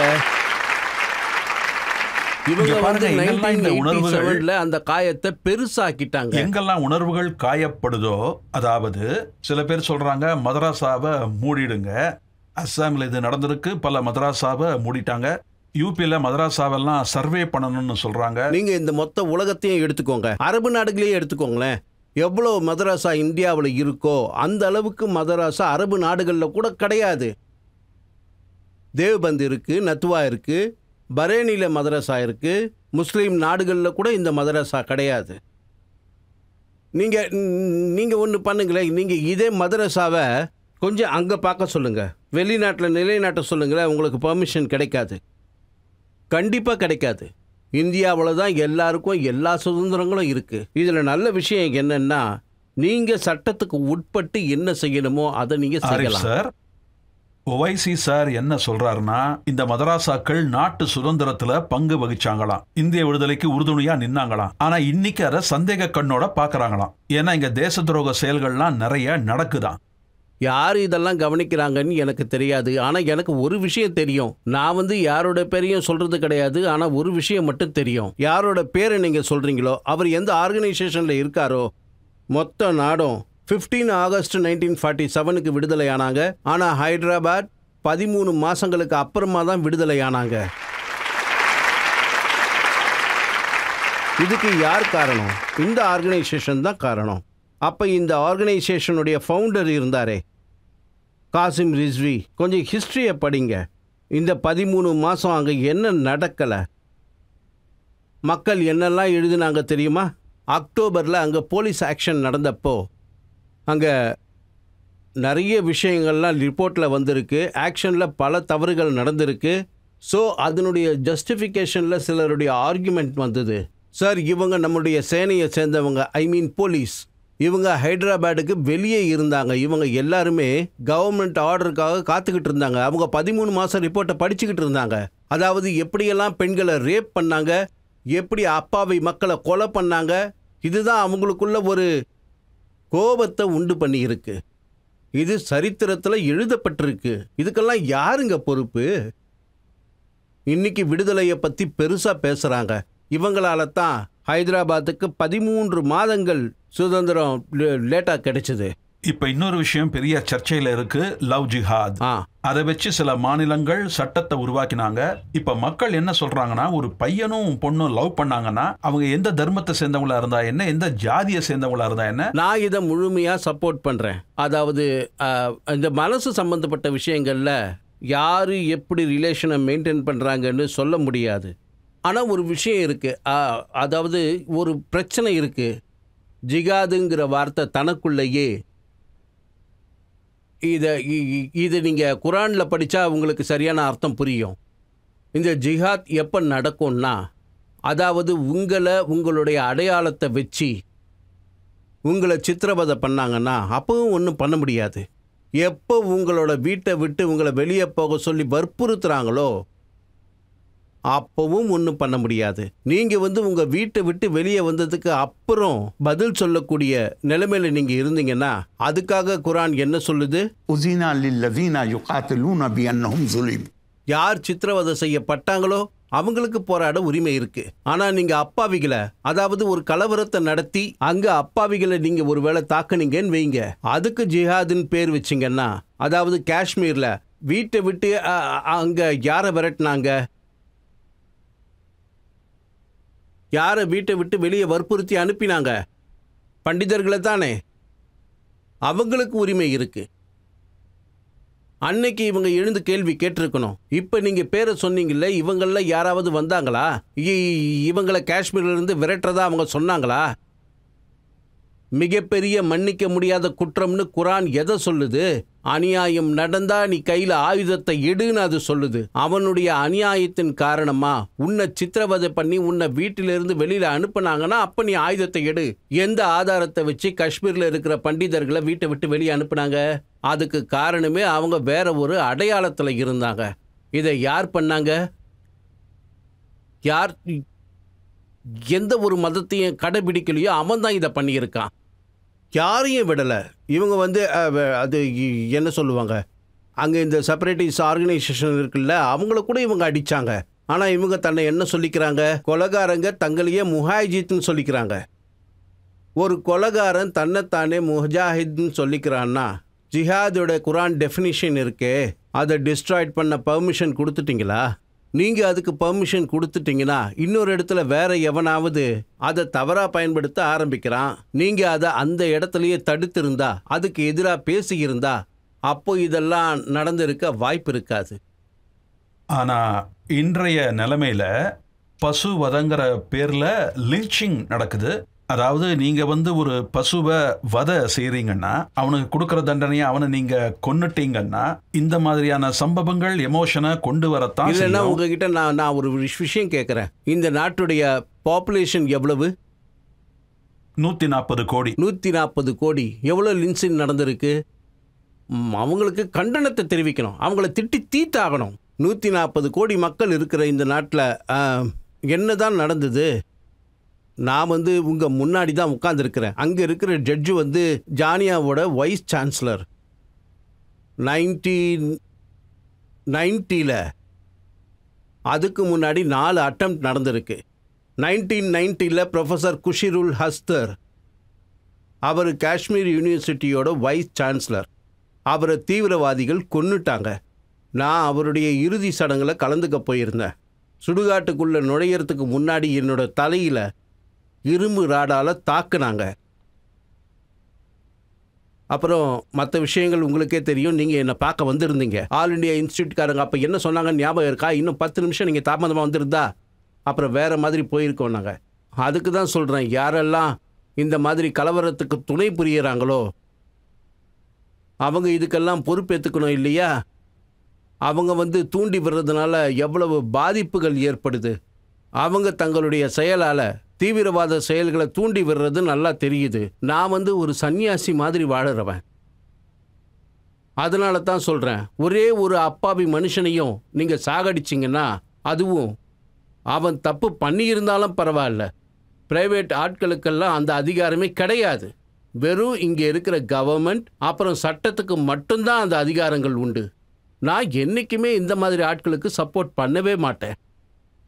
ஆனால் குற்றவாளிகள் மேலே நடவடிக்கை எடுக்கப்பட்டதா இல்லையா? இந்த கேள்வியை தான் நாம் கேட்கணும். நடவடிக்கைகள் எடுக்கப்பட்டது. லின்சின்ல இன்வால்வ் ஆனவங்க, அவங்க மேலே நடவடிக்கை எடுக்கப்பட்டது. நடவடிக்கை எடுக்கலன்னா சொல்லவே முடியாது. அதனால லின்சின் நடந்ததே, அதை பற்றி இப்போ பேசவே கூடாது. இப்போ கேட்க வேண்டிய கேள்வி, யாரெல்லாம் இந்த லின்சின் பண்ணாங்களோ அவங்கள விட்டுட்டாங்களா இல்லை நடவடிக்கை எடுத்தாங்க? சார், ரோட்ல நமாஸ் படிச்சாங்கன்னா அவங்க மேலே கேஸ் போட்டுடுறாங்க.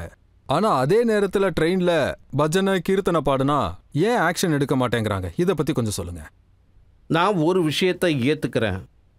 ஒரு காலத்தில் ரோட்லேயும் மக்கள் நமாஸ் படித்தாங்க, க்ரீன் பார்க் மஸ்ஜித் வெளியிலையும் படித்தாங்க. இந்த ஈத் பக்ரீத் ஃபங்க்ஷன் நடக்கும்போதெல்லாம் மஸ்ஜித்தில் அவ்வளோ இடம் இருக்காது. ஆனால் அதே நேரத்தில் போக்குவரத்துக்கு இடையூறு வர்றதை நம்மளால் மறுக்க முடியாது. இன்கன்வீனியன்ஸ் ஆகுது. அதுக்கப்புறம் தான் அவங்க வேற ஒரு வழியை கடைபிடிச்சாங்க. ஆட்சேபனை நீங்கள் கொண்டு வர்றதுக்கு முன்னாடியே அவங்க வேற ஒரு வழியை கண்டுபிடிச்சாங்க. அதாவது ஒரு தடவை வேணாம், 2 தடவை 3 தடவை கூட நீங்கள் நமாஸ் படிக்கலாம். அப்புறம் இது நடக்கிறது எல்லாமே பப்ளிக் பிளேஸில் தான் நடக்குது. ஆனால் ட்ரெயினில் பஜனை பண்ணுறது வேற. ட்ரெயினில் அதாவது ஒரு இண்டிவிஜுவல் பர்சன் நமாஸ் படிக்கிறான்னா, ட்ரெயினில் படிக்கிறத நானே பார்த்துருக்கேன். அவன் நமாஸ் பண்ண ஆரம்பித்தா அப்போ அவன் பக்கத்தில் உட்கார்ந்துருக்கிற நான் முஸ்லீம் பர்சன்ஸ் எல்லாரும் எழுந்து அவனுக்கு இடத்த கொடுத்துட்றாங்க. அங்கே எந்த கலவரமும் நடந்ததே இல்லை. ஆமாங்க, நான் என் கண்ணால் பார்த்துருக்கேன். நான் இங்கே பொய் சொல்லலை, என் கண்ணால் நான் பார்த்துருக்கேன். ட்ரெயினில் நிறைய பேர் நமாஸ் படிப்பாங்க. அதோட எனக்கு இன்னொரு விஷயமும் தெரியும். அதாவது பார்த்தீங்கன்னா, டெல்லியை விட்டு ஒரு 120 கிலோமீட்டர் தொலைவில் தான் இருக்கும். மார்க்கெட் இருக்குது, ஒரு சின்ன டவுன் அது. மார்க்கெட்டுக்கு பின்னாடி கோவில் இருக்குது. மஸ்ஜித் தள்ளி இருக்குது. நான் சொல்கிறது 100% உண்மை. ஏன்னா என்னுடைய ரிலேஷன்ஸ் அந்த ஊரில் இருக்காங்க. அங்கே இந்த முஸ்லீம்ஸோட கடைகள் இருக்குது இல்லைங்களா, அவங்க பின்வழியாக கோவிலுக்குள்ளே போகிறாங்க. கோவிலில் பூசாரி ஒரு இடத்த ஒதுக்குறாரு, அங்கே க்ளீன் பண்ணி வச்சுருக்காங்க. அங்கே போயிட்டு நமாஸ் படிக்கிறாங்க. இப்போ மௌலானா ரூமியோட ஒரு கவிதையை சொல்கிறேன். तू वराए वसल करदनाम दी ने वराए फसल करदनाम. நாம் இந்த பூமியில் இருக்கிறதுனால நாம் அன்பு கருணையை காட்டி எல்லாரையும் ஒன்று இணைச்சித்தான் நாம் வாழணும். நான் என் வாழ்க்கையை கெடுத்து அடுத்தவன் வாழ்க்கையை கெடுத்து எல்லாருடைய வாழ்க்கையையும் நரகமாக்கிறதுக்காக நான் இங்கே பிறக்கலை. ஒரு சின்ன பிரேக் எடுத்துக்கலாம். பிரேக்குக்கு அப்புறம் ஆரிஃப் கான் சார் கிட்ட இன்னும் நாம நிறைய கேள்விகளை கேட்கலாம். तो हाल को महलू में हायुल रहीम पढ़ते पीरानी कलिसा को कलिसा सकटा. அதாவது டைரக்ட் கான்டாக்டில் இருக்கணும் பரமாத்மாவுக்கும் ஆத்மாவுக்கும்.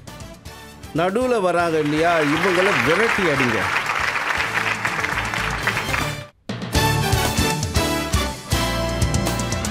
Welcome back. ஆப்கி அதாலத்தில் நாம விசாரணையை நடத்துறோம், கேள்விகளை கேட்கிறோம் கேரளா கவர்னர் ஆரிஃப் முகமது கான் கிட்ட. ஆப்கி அதாலத்தில் அடுத்த கேள்வி.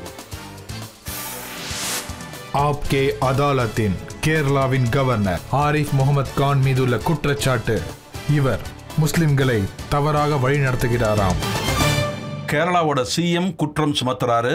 அவர் சொல்றது, கவர்னர் சார் RSS ஓட ஆயுதம் மாதிரி செயல்படுறாரு, டூல் மாதிரி செயல்படுறாரு, எல்லா நாள்களும் முஸ்லிம்களை திசை திருப்புறாரு. நான் என்னத்தை சொல்ல, நான் நான் தர்ம சாஸ்திரத்தின் மாணவனாக இருந்திருக்கேன், வித்வானாக இல்லை, மாணவனாக இருந்திருக்கேன். எனக்கு தெரிஞ்சுக்கிறதுனா ரொம்ப பிடிக்கும். நேரம் கிடைக்கும் போதெல்லாம் இப்போவும் படிக்கிறேன். அதோடு நான் எதை படிக்கிறேனோ அதை மற்றவங்களோட ஷேர் பண்ண இப்போவும் நான் முயற்சி பண்ணுறேன். பிரச்சனைகள் ஏதாவது வந்தால் அது சம்பந்தமாக அட்வைஸ் பண்ண நான் முயற்சி பண்ணுறேன். ஆனால் இதை சொல்கிறது யார்? சொல்கிறவன் தர்ம சாஸ்திரங்களையும் நம்புறது கிடையாது. நான் மிஸ்லீட் பண்ணுறதா அவர் சொல்கிறாரு. அவருக்கு என்னதான் பிரச்சனை? அவர் கம்யூனிஸ்டாக இருக்கலாம், அவருக்கு பிரச்சனை தான் என்ன? 1990 வரைக்கும் அவருடைய எல்லா எலெக்ஷன் மேனிஃபெஸ்டோலையும் யூனிஃபார்ம் சிவில் கோட்டை அவர் சப்போர்ட் பண்ணியிருக்காரு. 1986 எப்போ நான் கவர்மெண்ட்லேருந்து ரிசைன் பண்ணேனோ இது விஷயமா, அப்போ எனக்கு அதிகமாக சப்போர்ட் பண்ணது பிஜேபிக்காரங்க. அப்போ பார்த்தீங்கன்னா 2 மெம்பர்ஸ் தான் இருந்தாங்க. எனக்கு சப்போர்ட் கிடைச்சது லெஃப்ட் பார்ட்டிஸ் கிட்ட இருந்து தான். அதோடு அந்த நேரத்தில் ஸ்ட்ராங்கான வோக்கல் வாய்ஸ் இருந்ததுனால அந்த நேரத்தில் யார் என்னை சப்போர்ட் பண்ணாங்களோ அது ஸ்ரீ EMS நம்பூதிரி ஐயா. இன்றைக்கி கம்யூனிஸ்ட் பார்ட்டி அப்படியே தலைகீழாக மாறிட்டாங்க. அவங்க UCCயை மட்டும் எதிர்க்கலை, அவங்க முத்தலாக் இங்கே அமல்படுத்தினதுனால 95% பாதிப்பு இங்கே குறைஞ்சிதுன்னு சொன்னவங்க. அதை பற்றி கூட ஒரு 6 மாதத்துக்கு முன்னாடி இது தேவைதானான்னு கேட்குறாங்க. எதுக்கு இதை பண்ணுறாங்க? உண்மை என்னன்னா, ஆக்சுவலி அது தர்மத்தின் பேரில் ஒரு பார்ட்டி ஓடுது. அந்த பார்ட்டியோட பேரை நான் சொல்ல விரும்பலை. அவங்க தான் நாட்டை பிரிக்கணும்னு ஆசைப்பட்டவங்க. இவங்களுடைய அசஸ்மெண்ட் என்னென்னா, அந்த பார்ட்டி பலவீனமாக போயிட்டுருக்கு. இப்போ என்ன பிரச்சனைன்னா, பலவீனமாக போயிட்டுருக்க பார்ட்டியோட ஓட் பேங்க் இருக்கு, அதை பறிக்க பார்க்குறாங்க. அதனால் அந்த பார்ட்டி என்னெல்லாம் சொல்லிச்சோ அதை இப்போ இவங்க சொல்கிறாங்க. மக்கள் ஏகப்பட்ட பேர் கேள்வி கேட்க விரும்புகிறாங்க. பப்ஜி விளையாடுறது இஸ்லாமில் தவறா இல்லையா? முதல் விஷயம், இதை அவங்கக்கிட்ட நீங்கள் கேளுங்க. அதாவது யார் இதுக்கு அத்தாரிட்டின்னு சொல்கிறாங்களோ அவங்கள கேளுங்க. நான் சாதாரணமானவன், நான் ஒரு ஸ்டூடெண்ட். நான் மறைக்காமல் ஒரு உண்மையை சொல்லட்டா, இந்த பப்ஜி கேம் எப்படி விளையாடணும்னு கூட எனக்கு தெரியாது. அதை பற்றி நான் கேள்விப்பட்டது கூட கிடையாது. அப்புறம் என்ன தப்பை பேச என்னன்னா, ஜாக்கிர் நாயக் சார் சொல்கிறாரு, முஸ்லீம்ஸ் எல்லாம் வீடியோ கேம்ஸ் விளையாடக்கூடாது. வீடியோ கேம்ஸ் விளையாடினா அதில் ஏகப்பட்ட ஃபோட்டோஸ் வருமா, ட்ரெஸ் போடாத லேடிஸ் வருவாங்களாம், அதோட அதில் மியூசிக் இருக்குமா, முஸ்லீம்கள் மியூசிக் கேட்கக்கூடாது. அப்படியா? சரி, நான் ஒத்துக்கிறேன். அவர் சொன்னதை நான் ஏற்றுக்கிறேன். அவர் ஃபோட்டோ கூட தான் வீடியோவில் வருது, அது மட்டும் நியாயமா? அதாவது காலரில் மைக் வச்சுக்கிட்டு அவர் பேசுகிறாரு, அதெல்லாம் பரவாயில்ல. இன்னொரு முக்கியமான விஷயம், யூடியூப் அவருக்கு பேமெண்ட்டும் கொடுக்குறாங்க. ஏன்னா வியூவர்ஷிப் நல்லா இருக்குது. அப்படின்னா யூடியூப்காரங்க பணமும் கொடுப்பாங்கல்ல. அது அங்கே இந்த மாதிரி வீடியோ எடுத்து அங்கே பணம் சம்பாதிக்கிறது அது அவருக்கு ஹலாலா? இங்கே பாருங்க, இது ஒன்றும் புது விஷயம் கிடையாது. இந்தியாவில் இவங்க எல்லாருமே எப்போல்லாம் இந்த ஷிப் மூலமாக இந்த ஹாஜியெல்லாம் போக ஆரம்பித்தாங்களோ அப்போவே ஒரு தடை இருந்தது. இந்தியாவில் இருக்கிற முஸ்லீம்ஸ் எல்லாரும் ஹஜ்ஜுக்கு போக முடியாது.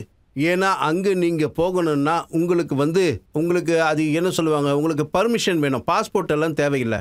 பர்மிட்டில் ஃபோட்டோ ஒட்டணும். அதே நேரத்தில் ஃபோட்டோ எடுக்கிறது இஸ்லாமிக்கு விரோதமானது. அதனால் நீங்கள் ஹஜ்ஜுக்கே போகக்கூடாதுன்னாங்க. அதோட இதை தொடர்ந்து சொல்லிக்கிட்டே இருந்தாங்க. ஆனால் நான் இங்கே யாருடைய பேரையும் சொல்ல விரும்பலை. நீங்களே கொஞ்சம் டிவியில் நடக்கிற வேறு டிபேட்ஸை பாருங்களேன். டிவியில் வர்ற ஆங்கர்ஸ் இருப்பாங்களே, ரொம்ப அட்ராக்டிவாக இருப்பாங்க, அழகான பெண்கள் வருவாங்க. அதோட யாரெல்லாம் இதை தப்புன்னு சொல்கிறாங்களோ அவங்க கூட உட்காந்து டிஸ்கஸ் பண்ணுவாங்க.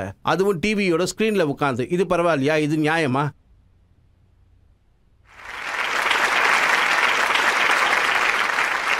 நீங்க டிவி ஆங்கர்னு சொன்னீங்க. பாகிஸ்தான்ல ஒரு டிவி ஆங்கர் அவங்க ஒரு மௌலானா கிட்ட கேட்டாங்க, சார் நீங்க சொல்றீங்க நாம சொர்க்கத்துக்கு போனா நிறைய அழகிகள் கிடைப்பாங்கன்னு. இது கேட்டு எனக்கும் தான் சிரிப்பு வருது. எனக்கும் தெரியல. ஒரு தடவை பாருங்களேன், சுவாமி விவேகானந்தரை ஒரு ப்ரொஃபஸர் கேள்வி கேட்குறாரு. நீங்கள் ரோட்டில் நடந்து போகிறீங்க, அப்புறம் அந்த இடத்துல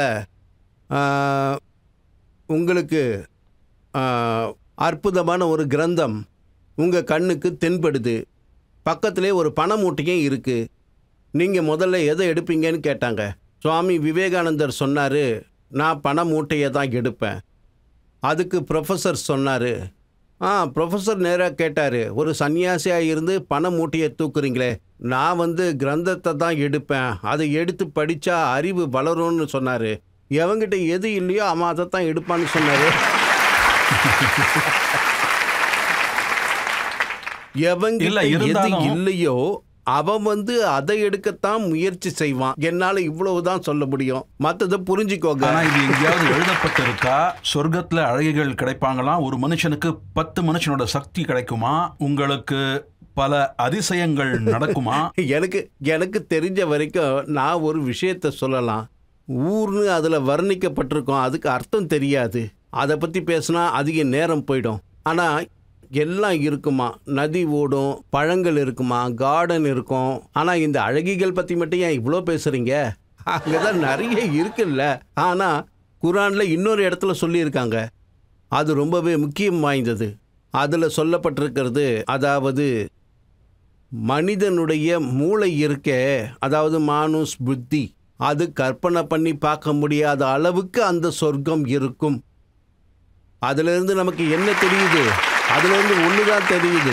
அதான் இந்த தர்ம சாஸ்திரங்களில் எழுதப்பட்டதை படிக்கும்போது அது எல்லாருக்குமே பொருந்தி வரும். யாருக்கெல்லாம் புத்தி, அதாவது மந்த புத்திக்காரனுக்கும் பொருந்தும், யார் நல்ல புத்திசாலியாக இருக்கானோ அவனுக்கும் பொருந்தும். ஸோ ஆனால் அவங்க எல்லாரையும் குறிப்பிட்டு சொல்லணும் இல்லையா? அதனால அவங்க என்ன பண்ணுறாங்கன்னா, அதை நீங்கள் சொர்க்கத்தை பற்றி பேசுறது பார்த்தா டெய்லி ட்ரெயின் பிடிச்சி அங்கே நீங்கள் போயிட்டு வர மாதிரி. கரெக்டு. அதையே தான் நான் எல்லாருக்கும் வேண்டி விரும்பி கேட்டுக்கிறேன். அதாவது சுவாமி விவேகானந்தர் சொன்னாரே அதே விஷயந்தான். அதாவது எந்த விஷயம் உங்ககிட்ட இல்லையோ அதுதான் உங்களை ரொம்ப அட்ராக்ட் பண்ணும். அதுதானே நம்மளை அட்ராக்ட் பண்ணும். நான் இப்போ சொன்னேன் இல்லையா, பாகிஸ்தானில் இருக்கிற அந்த லேடி ஆங்கர், அவங்க அவர்கிட்ட கேட்டிருக்காங்க, நீங்க அங்க போனா உங்களுக்கு அழகிகள் கிடைப்பாங்க, ஆனா பெண்களான எங்களுக்கு என்ன கிடைக்கும்? அவர் சொன்னாரு, 7 ஜென்மத்துக்கும் உங்களுக்கு ஒரே புருஷன் தான். சரி, அதுக்கு அவங்க என்ன சொன்னாங்க அதையும் சொல்லி எனக்கு வேணவே வேணாம்னு சொல்லி இருப்பாங்க. சொர்க்கத்துக்கு போயும் அதே கணவன் தான் கிடைப்பானா, அப்புறம் எதுக்கு நாங்க போகணும்னு அந்த மாதிரி சொன்னதை நான் கேட்டிருக்கேன். அப்புறம் அங்க போய் என்னதான் பிரயோஜனம்? நான் இல்ல, அவங்க சொன்னாங்க. சார், இஸ்லாம்ல அது வட்டி வாங்கறது தப்பா? குரான் அதுக்கு அனுமதிக்காதா? இந்த வட்டி வாங்குறது, வட்டி அதான் இந்த இன்ட்ரெஸ்ட்னு சொல்றாங்கல்ல. கரெக்ட். நான் இன்ட்ரெஸ்ட்டுக்கு எதிராக நான் கடுமையான சொற்களை பயன்படுத்தி இருக்கேன். ஆனால் மிஸ்ரோன்னு ஒரு ஷேக் முகமது அப்துல் இருந்தார். அவர் ரொம்ப பெரிய ஸ்காலர். அவர் நம்ம இந்தியாவில் தான் வாழ்ந்துட்டு இருந்தார். அவரை படிக்கும்போது தான் எனக்கு தெரிஞ்சது இந்த இன்ட்ரெஸ்ட், அதாவது எந்த வட்டியை, அவருடைய எண்ணங்கள் மீது எனக்குன்னு எந்த ஒரு அபிப்பிராயமும் கிடையாது. நான் ஒரு ஸ்டூடெண்ட்டு தான். நான் எல்லா புத்தகங்களையும் படித்து அதிலிருந்து தெரிஞ்சுக்கிறேன், அந்த லாபத்தை எடுத்துக்கிறேன். அதனால் ஷேக் முகமது அப்துவும் இதை தான் சொல்கிறாரு. அப்புறம் சர் சையத் அகமத் கானும் இதைத்தான் சொல்கிறாரு. அந்த வட்டி இந்தியாவிலையும் நடைமுறையில் இருந்திருக்கு. அதைத்தான் கவர்மெண்ட் பேன் பண்ணிச்சு. அதைத்தான் ஏதோ சக்கரவர்த்தின்னு சொல்லுவாங்க. சக்கரவர்த்தி வட்டின்னு சொல்லுவாங்க. அது அந்த காலத்து வட்டின்னு சொல்லுவாங்க. அந்த காலத்தில் பேங்க் எல்லாம் கிடையாது. அந்த காலங்களில் வேறு இன்ஸ்டிடியூஷன்ஸும் கிடையாது. அந்த காலத்தில் பார்த்தீங்கன்னா சக்கரவர்த்தி வட்டி இருந்திருக்கு, நம்ம நாட்டிலையும் இருந்திருக்கு. அதைத்தான் கவர்மெண்ட் பேன் பண்ணாங்க. அவங்க 2 பேரும் இதைத்தான் சொல்லியிருக்காங்க. அதாவது முஸ்லீம் குரூப் ஆனது இதை புரிஞ்சிக்கிறதுல தோத்து போயிருக்காங்க. இன்னைக்கு பார்த்தீங்கன்னா பல பேங்கோட ஹெட்டே முஸ்லீமா தான் இருக்காங்க. ஆமாம், எல்லா முஸ்லீம்களுக்கும் நடுவில் நீங்கள் பேங்கை விட்டு தள்ளுங்க, மொத்த முஸ்லீம்ஸும், இந்தியாவில் இருக்கிற முஸ்லீம்ஸ் அவங்க இங்கிருந்து போய் தானே பாகிஸ்தானில் வாழ்ந்துக்கிட்டு இருக்காங்க. அங்கேயும் பேங்கிங் சிஸ்டம் இருக்கு. IMFSல இருந்து லோன் வாங்கியிருக்காங்க, வேர்ல்டு பேங்க்ல லோன் வாங்கியிருக்காங்க, வட்டியை கொடுக்குறாங்க. இவ்வளோ விஷயத்தை நீங்க சொல்றீங்கன்னா அப்ப ஃபத்வானா அது என்ன, அதை சொல்லுங்க. இதோட லிட்ரல் மீனிங்கை நாம் ஆராய்ஞ்சு பார்த்தோம்னா, அதாவது உங்களுடைய ஏதாவது ஒரு சட்டம் சம்பந்தமான, இங்கே ஏகப்பட்ட சட்டங்கள் இருக்குது, எல்லாருக்கும் எல்லா சட்டமும் தெரியாது. அதனால் ஏதோ ஒரு விஷயம் சம்பந்தமாக உங்கள் மண்டையில் ஒரு பிரம்மை இருக்குது. அப்போ நீங்கள் ஒரு பெரிய வக்கீலை பார்த்து அவர்கிட்ட ஒப்பீனியன் கேட்பீங்க. லீகல் ஒப்பீனியன், அதோட லிட்ரல் நேம் தான் லீகல் ஒப்பீனியன். இதில் வருத்தப்படக்கூடிய விஷயம் என்னென்னா, நிறைய பேருக்கு சட்டம்னா என்னன்னே தெரியாது சொல்லி யாரை வேணும்னாலும் அதைத்தான் நான் சொல்ல வரேன், அதைத்தான் சொல்கிறேன். இதோட லிட்ரல் மீனிங் வந்து ஒப்பீனியன். ஆனால் இதை இவங்க எப்படி பயன்படுத்துகிறாங்க? இதை இவங்க கோர்ட்டுடைய ஆர்டர் மாதிரி பயன்படுத்துகிறாங்க. ஃபத்வா கொடுத்து இவரை விரட்டிட்டாங்க. ஃபத்வா கொடுக்கட்டும், இந்த நிக்கா செல்லாது. ஃபத்வா கொடுத்தாச்சு, இவங்க சேர்ந்து வாழக்கூடாது. அட என்னப்பா நீங்கள் என்ன கோர்ட்டாக நடத்துகிறீங்க? உங்களுக்கு யார் இந்த அதிகாரத்தை கொடுத்தது? இவங்க ஒப்பீனியன் கொடுக்கலாம். இதான் நடக்குது. ஆனால் மாட்டிக்கிட்டாங்கன்னா என்ன சொல்லுவாங்க? நான் ஜஸ்ட் ஒப்பீனியன் கொடுக்குறேன், அறிவுரை கொடுக்குறேன். ஆனால் ஒரு அப்பாவி மனுஷன், சட்டத்தை பற்றி எதுவுமே தெரியாத ஒருத்தன், அவங்கிட்ட போய் நீங்கள் ஃபத்தான்னு சொன்னால் அவனுக்கு எதுவும் புரியாது. அப்புறம் அவனை மழுப்பி ஒப்பீனியன் சொல்லி அவனை ஏமாத்துவீங்க, அவனும் ஏமாந்துருவான். இதை இவங்க வேணும்னே பண்ணிக்கிட்டு இருக்காங்க. இதிலிருந்து விடுபட சாதாரண மனுஷன் என்ன படிக்கணும். உங்ககிட்ட படிப்பு இல்லாத வரைக்கும் உங்களுக்கு பாதுகாப்பு கிடைக்காது. இந்த ஊர் உங்களை ஏமாத்திக்கிட்டு தான் தெரியும். யாராலையும் பாதுகாப்பு கொடுக்க முடியாது. மனிதன் இந்த சுரண்டல்ல இருந்து தப்பிக்கணும்னா, வாழ்க்கையில் முன்னேறி போகணும்னா கல்வி ரொம்ப ரொம்ப அவசியம். ஆனால் ஏமாறுறதுலேருந்து தப்பிக்கணும்னா அதுக்கு மிகப்பெரிய ஆயுதம் கல்வி தான், படிப்பு தான். உங்களை புரிஞ்சிக்கிற அளவுக்கு நீங்கள் படிக்கணும். அதோட யாரும், நான் உங்களுக்கு குரான்ல இருந்து ஒரு விஷயத்த சொல்கிறேன். வையதா, அதாவது அதில் சொல்லப்பட்டது ப்ரொஃபட்டிக் மிஷன். அப்படின்னா என்ன? ப்ரொஃபட்டோட வேலை என்ன? இதை 3 பாகமாக பிரிச்சிருக்காங்க. ப்ராஃபட்டோட வேலையை, படிப்பு, கல்வியை கொடுக்கணும். ஆனால் இதில் 4வதாக ஒரு பாயிண்ட் இருக்குது. அதில் சொல்கிறாங்க, அதில் இருக்கிறது பயதா அன்ஹும் ரிஸ்ரஹுவல் அகலாலல் லத்திகான் அலை. அதோட ப்ராஃபிட்டோட வேலை இது. ப்ராஃபிட் இல்லை, குரானை பொறுத்தவரை எல்லா நாடுகள்லையும் எல்லா மனுஷனுக்குள்ளேயும் ப்ராஃபிட் இருக்குது. ஒரு வேலை எங்கே நாம் அவங்கள அவதாரம்னு சொல்கிறோம். அதனால் இந்த மிஷனோட வேலை தான் என்ன? இவங்க வேலையே மனிதனுடைய கழுத்துலையும் கால்லையும் இருக்கிற சங்கிலிகளை அறுத்து போட்டுட்டு அவங்களுக்கு முக்தியை கொடுக்கணும். இந்த ஒரு விஷயத்தை தான் எனக்கு அப்படி தோணுது. எழுதுனதை படிச்சிருக்கேன், அதனால் அப்படி தோணுது. அல்லாஹ் மெஹ்பால் சொல்லியிருக்காரு. அதாவது இது சம்பந்தமாக தான் அவர் குறிப்பிட்டு சொல்லியிருக்காரு. அதைத்தான் நான் குறித்து சொல்கிறேன். சொல்கிறாரு, தூ ஹாலிக்கோ மஹ்லூமே ஹாயுல் ரஹீம் படுத்தே பீரானி கலிசா சக்கட்டா. அதாவது டைரக்ட் கான்டாக்டில் இருக்கணும் பரமாத்மாவுக்கும் ஆத்மாவுக்கும். நடுவில் இருக்கிறவங்கள அடித்து விரட்டிடுங்க. நான் சொல்லலை, அல்லாஹ் இக்பால் சொல்கிறாரு. இல்லைன்னா என் மேலே கேஸ் போட்டுருவீங்க. அல்லாஹ் இக்பால் சொல்கிறாரு, இந்த நடுவில் இருக்கிறவனை அடித்து விரட்டுங்க, எட்டி உதைங்க. இன்னமும் குற்றச்சாட்டுகள் இருக்கு. இப்போ ஒரு சின்ன பிரேக் எடுத்துக்கலாம். பிரேக்குக்கு அப்புறம் ஆக்கி அதாலத்தில் கேள்வி கணைகள் பாயும். ஷாருக் கானோட வீட்டுக்குள்ள பாத்தீங்கன்னா கணேஷ் சதுர்த்தி அன்னைக்கு அவர் கணபதியை வச்சு பூஜை பண்றாரு. அதை வழி அனுப்புறதுக்காகவும் அவர் போறாரு. அப்படின்னா அவர் என்ன குற்றவாளியா? அவர் இஸ்லாமுக்கு எதிரானவரா? என்ன பொறுத்த வரைக்கும் அவங்களுக்கு அவங்க அதிகாரம் உண்டு. யாரையும் ஜட்ஜ் பண்ணக்கூடிய அதிகாரம் எனக்கு நிச்சயமா கிடையாது. Welcome back. ஆக்கி அதாலத்துல இன்றைய விருந்தினர் கேரளாவின் கவர்னர் ஆரிஃப் முகமது கான். அவர் மேல இருக்கிற அடுத்த குற்றச்சாட்டு, ஆப்கே அதாலத்தின் கேரளாவின் கவர்னர் ஆரிஃப் முகமது கான் மீதுள்ள குற்றச்சாட்டு, இவர் இஸ்லாமியர்களின் பாரம்பரியத்தை இவர் கலைக்கிறார். இவர் கேரளாவுடைய சுன்னி லீடர். இவர் பேர் அப்துல் ஹமீத் ஃபைசி. அவர் சொல்றாரு, கவர்னருடைய பேரை கேட்டாலே அவர் முஸ்லிம்னு நல்லா தெரியுது. அவருடைய பேரோட அர்த்தம் அவருக்கு தெரியும். அவர் அல்லாவை ரொம்ப நல்லாவே புரிஞ்சு வச்சிருக்காரு. ஆனா அவரை முஸ்லிமா ஏத்துக்க கூடாது. அவருடைய எண்ணங்களை சொல்ற அதிகாரம் அவருக்கு உண்டு. அதோட நான் ஒன்னும் அவர் வீட்டுக்கு போய் சர்டிபிகேட்லாம் எதுவும் கேட்கலையே. அவர்கிட்ட மட்டும் இல்ல, யார்கிட்டயும் நான் சர்டிபிகேட்லாம் கேட்கறது கிடையாது. நிறைய பேர் சொல்றாங்க இது இஸ்லாம்ல வந்து ஒரு ரூல் உண்டா, நீங்க வந்து மத்தவங்க விஷயத்துல தலையிடக்கூடாதாம். ஆனா அவங்க சொல்றது ஆரிஃப் சார் வந்து மற்ற ரிலிஜியனோட கோவில்களுக்கெல்லாம் போறாரு. அதுவும் குறிப்பா பிப்ரவரி 2022 பத்தி அவங்க பிப்ரவரி சொல்றாங்க. 22 பத்தி ஏன் சொல்றாங்க? 1980 கான்பூர்ல அவ்வளோ போட்டோஸ் எடுத்தேனே. சொல்ல போனா கான்பூர்ல நான் ஒரு கோயிலை விட்டு வைக்கலையே. கூப்பிட்ட இடத்துக்கெல்லாம் நான் போயிட்டு வந்தேனே. 2022 எதுக்கு? கான்பூர்காரங்களை கேளுங்க. 1980 அப்போ நான் காங்கிரஸில் கான்பூரோட எம்பியாக இருந்தேன். 5 வருஷம் இருந்திருக்கேன். போய் கேட்டு பாருங்க. எனக்கு தெரிஞ்சு 2-3 கோவிலை தவிர மற்ற எல்லா கோவிலுக்கும் போயிட்டு வந்திருக்கேன். ரொம்ப முக்கியமா நீங்க சபரிமலைக்கு போயிருக்கீங்க.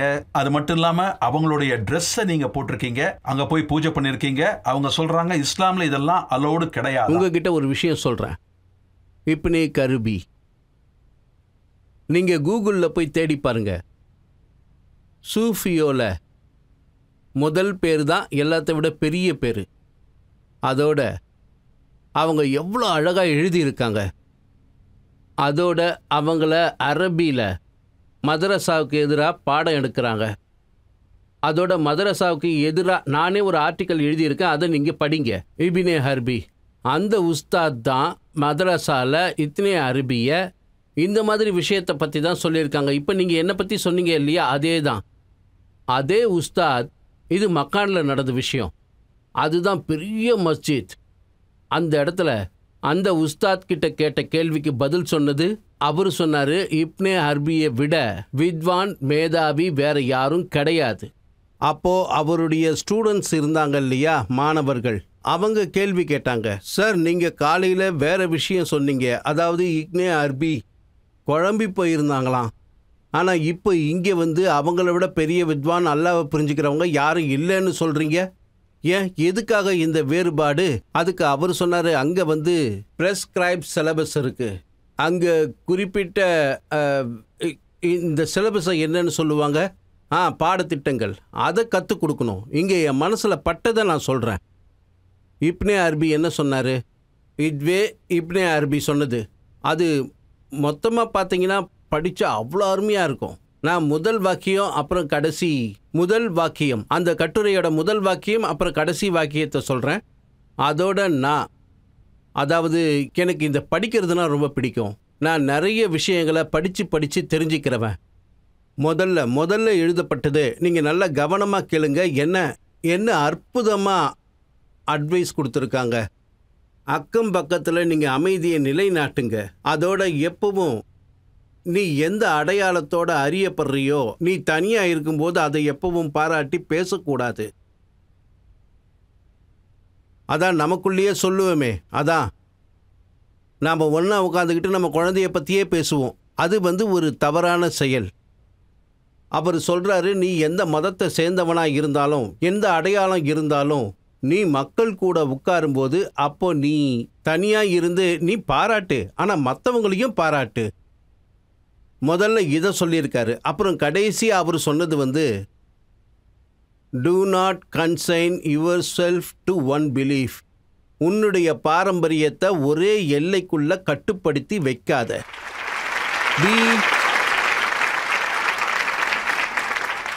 Be in yourself. They form for all kind of belief. Because God is too vast and too tremendous to be consigned to the restricted to one belief or other belief. என்ன அற்புதமான வார்த்தை. ஆனா சார், ஜெனரல் பிலீஃப் என்னன்னா, எந்த ஒரு முஸ்லீமும் ஒருவேளை கோவிலுக்கு போனா அங்க இருக்கிற கஸ்டமை ஃபாலோ பண்ணா, அவங்க சொல்ற மாதிரி ட்ரெஸ் போட்டா, நெத்தில விபூதி இட்டுக்கிட்டா, கடவுள் முன்னாடி குனிஞ்சு நின்னா அவன் முஸ்லீமா இருக்க மாட்டானா? இருக்க மாட்டான். இந்தோனேஷியாக்காரங்க முஸ்லீம்ஸா இல்லையா? ராஷ்டிரபதி பவனுக்கு வெளியே அங்கே நீங்கள் பார்க்குறீங்களா ஒரு பெரிய காந்தியோட ஸ்டாச்சு. அதை விட பெரிய ஸ்டாச்சு தான் கிருஷ்ணன் அர்ஜுனன் சம்பாவனை. அதோட அங்கே எல்லாருமே முஸ்லீம்ஸ். இந்தோனேஷியாக்காரங்க கிட்ட கேளுங்க, இவர் யாரு? கிருஷ்ணன் அர்ஜுன் சம்வாத். இவன் ஒரு இந்து ஐக்கான் ஆச்சே, ஆனால் நீ ஒரு முஸ்லீம் ஆச்சே. Of course we are Muslims. Islam is our religion and this is our culture. இஸ்லாம் எங்களுடைய முழுமையான அடையாளம். ஆனால் இது எங்களுடைய கலாச்சாரம். இன்னொரு விஷயமும் சொல்லப்படுது, உண்மையான முஸ்லீமா இருந்தா அவன் அல்லாஹ்க்கு மட்டும்தான் தலை வணங்குவான், வேற யாருக்கும் எங்கேயும் செய்ய மாட்டான். அப்படின்னா அல்லாவை தாண்டியும் யாராவது இருக்காங்களா? நான் ஒருத்தரை தான் நம்புகிறேன், 2 பேரை நம்புறது கிடையாது. நான் எல்லா இடத்துலையும் அவரைத்தான் பார்க்குறேன். இப்போ உங்களுடைய அல்லாவை தாண்டி தாண்டவமாடக்கூடியவங்க யார் இருக்காங்க? எனக்கு தெரிஞ்சு சிவபெருமான் தாண்டவமாடுவார் இல்லையா? இங்கே தான் நீங்கள் இன்னொரு கடவுளை காட்டிடுறீங்க, சிவன்னு ஒருத்தர் இருக்காருன்னு. எனக்கு எல்லா இடத்துலையும் நான் எங்கே போனாலும் ஏன் கோவிலுக்கு மட்டும் போகணும், ஏன் சர்ச்சை பற்றி சொல்லலை? சொல்லப்போனால் நிறைய சர்ச்சுக்கும் நான் போயிட்டு வந்துட்டு இருக்கேன். நானே உங்ககிட்ட சொல்கிறேனே, இங்கே டெல்லியில் கான் மார்க்கெட்டுக்கு பின்னாடி கிறிஸ்டியன்ஸுடைய ஜெப ஆலயம் இருக்குது. அங்கே போய் கேட்டு பாருங்க, நான் எவ்வளோ தடவை அங்கே போயிட்டு வந்திருக்கேன். இப்போ கூட தான் நான் அங்கே போகிறேன். எனக்கு எந்த வித்தியாசமும் இல்லை. ஆமாம், ஹுதாவும் அவருடைய அருளும் சில பேருக்கு மட்டும் சொந்தம் கிடையாது, அது எல்லாருக்கும் சொந்தமானது. அப்படின்னா இஸ்லாம்ல இதுக்கு எந்த ஒரு தடையும் இல்லைன்னு சொல்றீங்க? அது அவங்களுடைய எண்ணங்கள். எல்லாருக்காகவும் நான் சிந்திக்க முடியாது. இது என்னுடைய எண்ணங்கள். அவர் எல்லா இடத்துலையும் பறந்து கிடக்கிறாரு. அதை கைது பண்றதுக்காக நீங்க முயற்சி பண்ணாதீங்க. சரி சரி, நான் உங்ககிட்ட காமன் மேனா ஒரு கேள்வி கேட்கிறேன். ஷாருக் கானோட வீட்டில் அவரு கணேஷ் சதுர்த்தி அன்னைக்கு அவரு கணபதி சிலையை கொண்டு வந்து வைக்கிறாரு. 5 நாளைக்கு அப்புறம் அதை கடல்ல விடுறதுக்கும் போறாரு. அப்ப அவர் குற்றவாளியா என்ன? அவர் இஸ்லாமுக்கு விரோதியா? யாருக்கு கடவுளை எப்படி கும்பிடணுமோ அவங்க அப்படி கும்பிட்டுக்கலாம். மற்றவங்களை பத்தி ஜட்ஜ்மெண்ட் பண்ற அளவுக்கு எனக்கு உரிமை கிடையாது. எதெல்லாம் குர்ஆனுடைய வார்த்தையில நான் சொல்றேன், இன்னல்லாஹ் அலா குல்லி ஷைஇன் கதீர். எல்லாரும் அவனுடைய கட்டுப்பாட்டில் தான் இருக்காங்க. ஷாருக் கான் விநாயகரை கடல்ல விட போகும்போது அல்லாவை விட்டு விலகி போயிட்டாரா என்ன? நாங்க நிறைய பார்த்துருக்கோம். சாரா அலி கான் மாகாளேஸ்வர் கோவிலுக்கு போறாங்க, அதனால அவங்கள பத்தி கண்ட மேனிக்கு எழுதினாங்க. இந்த இடத்துல எனக்கு நீங்க அனுமதி கொடுக்கணும். எனக்கு ரொம்ப ரொம்ப ரொம்ப பிடிக்கும். உபனிஷதத்துல இருந்து ஒன்று சொல்றேன், யோ வே பூமா தத் சுகம் ந அல்பே சுகம் அஸ்தி. உங்க மூளையை பிராடா வச்சுக்கோங்க.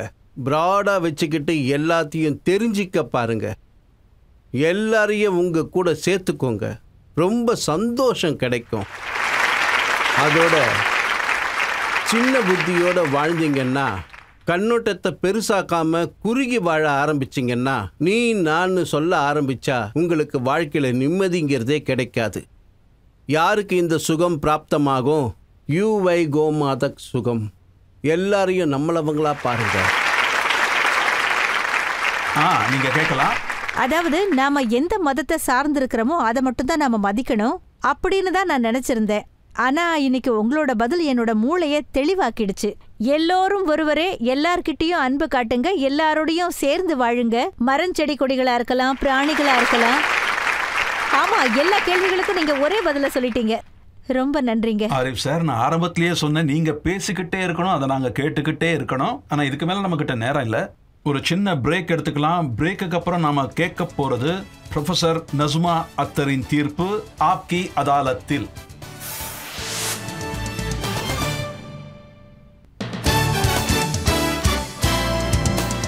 Welcome back. இன்னைக்கு ஆப்கி அதாலத்துல கேரளா கவர்னர் ஆரிஃப் கானை நாம விசாரணை செஞ்சோம். நாம அவர்கிட்ட யூசிசியை பத்தி கேட்டோம். அது மட்டும் இல்லாம மக்கள் மனசுல ஏகப்பட்ட சந்தேகங்கள் இருந்தது. அதை பத்திலாம் நாம அவர்கிட்ட தெளிவா கேட்டோம். இப்ப ஆப்கி அதாலத்துல இன்றைய ஜட்ஜ், ஜாமியா மிலியா யூனிவர்சிட்டியோட வைஸ் சான்சலர் ப்ரொஃபசர் நஸ்மா அக்தரோட தீர்ப்பை கேட்போம்.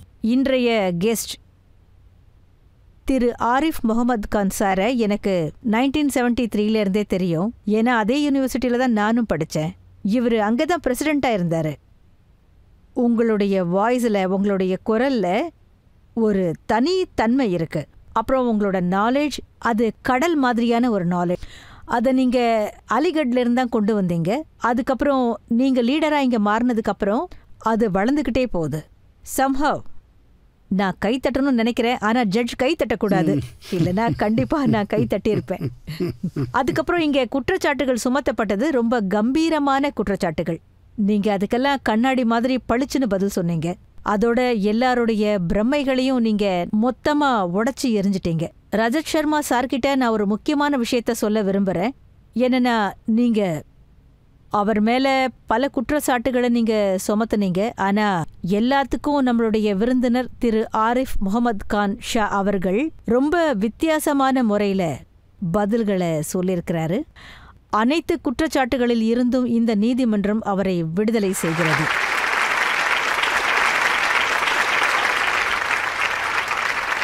உண்மையிலேயே உங்களோட பேச்சு எங்க எல்லாரையுமே ரொம்ப மயக்கிடுச்சு. இதே மாதிரி தொடர்ந்து நீங்க பேசிக்கிட்டே இருக்கணும். மக்களின் கேள்விகளுக்கு பதிலும் சொல்லணும். எங்களை மாதிரி ஆட்களுக்கும் நீங்க நிறைய கத்துக் கொடுக்கணும். இந்த நிகழ்ச்சியை இதோட முடிச்சுக்கிறோம். அடுத்த எபிசோட்ல ஒரு புதிய நபரோட நாம சந்திப்போம். அதுவரை வணக்கம்.